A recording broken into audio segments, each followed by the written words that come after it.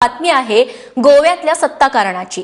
कारण गोव्यात आज मनोहर पर्रीकर हे मुख्यमंत्री पदाची शपथ घेणार हे आता स्पष्ट झालंय।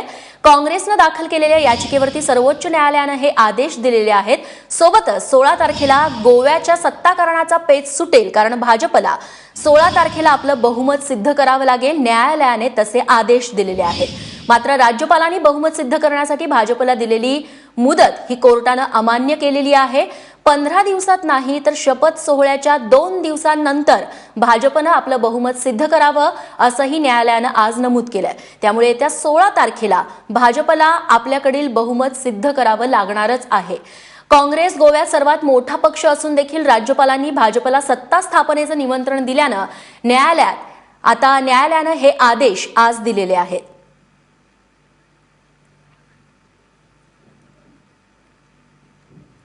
तेव्हा काँग्रेस सर्वोच्च न्यायालयात आज गेलेलं होतं गोव्याच्या सत्ताकारणाप्रकरणी, आणि या प्रकरणी आज निर्णय देताना न्यायालयाने कोणकोणत्या गोष्टी नमूद केलेल्या आहेत आणि दोन्ही पक्षांच्या वकिलांनी नेमकं काय म्हटलंय ते पाहूयात। आर्ग्यूमेंट्स के दौरान कांग्रेस पार्टी ने उनका जो याचिका आई थी उसमें वो आर्ग्यू करने का प्रयास कर रहे थे कि उनके पास संख्या है सिंगल लार्जेस्ट पार्टी की, लेकिन महत्वपूर्ण बात यह थी कि जो रिकॉर्ड्स पे थे कि भारतीय जनता पार्टी जो ये रिकॉर्ड्स लाया गया कि गवर्नर के सामने सपोर्ट और एविडेंस प्रस्तुत किया गया था 21 का शपथ जो तय हुआ या जब भी शपथ होगा मनोहर पर्रिकर जी का, उस पर कोई रोक नहीं है। ये प्रार्थना को नहीं स्वीकारा गया है। फ्लोर टेस्ट 16 तारीख को होगा, 11 बजे असेंबली बुलाई जाएगी।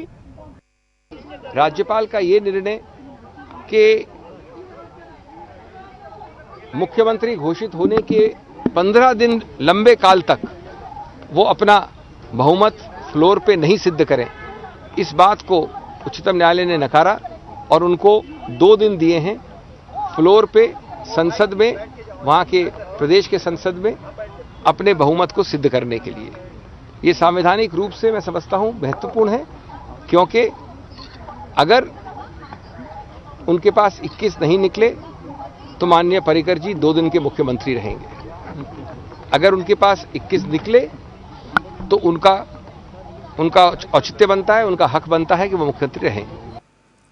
तेव्हा याचिकाकर्ते असलेले काँग्रेसचे वकील आणि भाजपच्या वकिलांची ही बाजू आपण ऐकलेली आहे। तेव्हा 16 मार्च ही तारीख भाजपसाठी महत्त्वाची असणार आहे, कारण न्यायालयाने तसे आदेश दिलेले आहेत। बहुमत सिद्धच करावं लागणार आहे भाजपला 16 तारखेला। दरम्यान मनोहर पर्रिकर हे आजच मुख्यमंत्री पदाची शपथ घेतील गोव्यामध्ये। दरम्यान गोव्याच्या सत्ताकारणावरती अधिक माहिती देण्यासाठी प्रशांत कदम आमचे दिल्लीचे प्रतिनिधी आता आपल्यासोबत आहेत।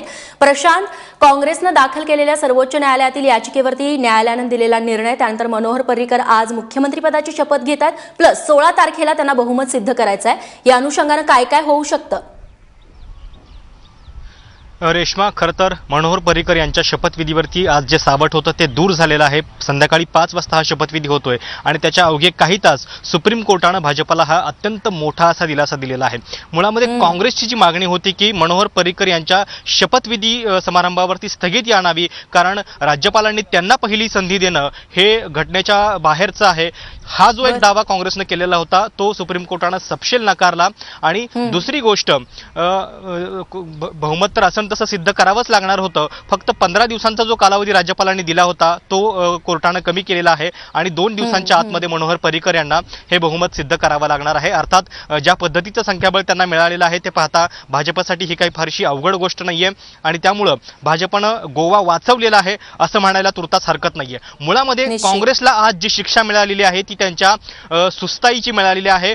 रिझल्ट लागल्यानंतर काँग्रेस हा गोव्यातला सगळ्यात मोठा पक्ष होता, 17 आमदार त्यांच्याकडे होते तर भाजपला 13 आमदार होते। मात्र काँग्रेसचा जो सगळा कारभार सुरू होता तो एकदम गोगलगाईच्या वेगाने सुरू होता आणि ज्या दिवशी रिझल्ट लागले त्याच दिवशी नितीन गडकरी हे रात्री गोव्यामध्ये दाखल झाले। त्यांनी जे सहकारी पक्ष आहेत भाजपचे त्यांच्याशी बोलणी सुरू केली होती। महाराष्ट्रवादी गोमंतक पार्टी असेल, गोवा फॉरवर्ड पार्टी असेल, या सगळ्यांना विश्वासात घेतलं, त्यांच्या ऑफर्स काय काय आहेत नेमक्या हे जाणून घेतलं आणि तातडीनं मनोहर पर्रिकर हे आपल्या मुख्यमंत्री पदाचे उमेदवार असतील हे देखील जाहीर करून टाकलं। दुसरीकडे काँग्रेसमध्ये मात्र या संदर्भात इतकी ढिलाई चालू होती की की जवळपास 4 ते 5 उमेदवार हे मुख्यमंत्री पदाचे दावेदार म्हणून समोर आलेले होते. त्यांच्यामध्ये बरं. एकमत होत नव्हतं. घटक पक्षांना नेमकी काय ऑफर द्यायची याच्याबद्दल दिग्विजय सिंग हेच मुळात संभ्रमात होते. त्यांनी महाराष्ट्रवादी गोमांतक पार्टीचे जे सुधीर ढवळीकर आहेत त्यांना कृषी मंत्रालयाची ऑफर दिली होती, तर भाजपनं त्यांना उपमुख्यमंत्री पदाची ऑफर दिली.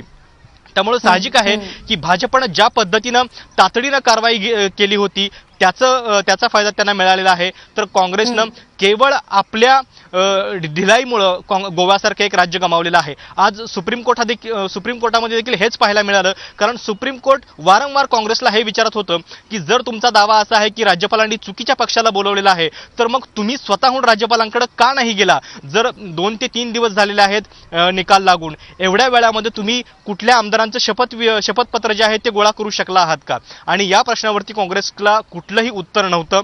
त्यामुळे साहजिकच आहे की जो एक दावा सुप्रीम कोर्टामध्ये काँग्रेस करू पाहत होतं तो त्यांचा आज या ठिकाणी टिकलेला नाहीये आणि भाजपसाठी गोव्यामधला सरकार बनवण्याचा रस्ता जो आहे तो मोकळा झालेला आहे. रेश्मा. निश्चित. आणि प्रशांत, खरं तर काँग्रेससाठी हा सगळ्यात मोठा धडा आहे. फर्स्ट लार्जेस्ट पार्टी ठरली गोव्यामध्ये, तरी देखील सत्ता स्थापन करता आलेली नाही. एक अख्खं राज्य काँग्रेसनं गमावलेलं आहे असं म्हणावं लागेल. प्रशांत, धन्यवाद तू दिलेल्या सगळ्या माहितीबद्दल.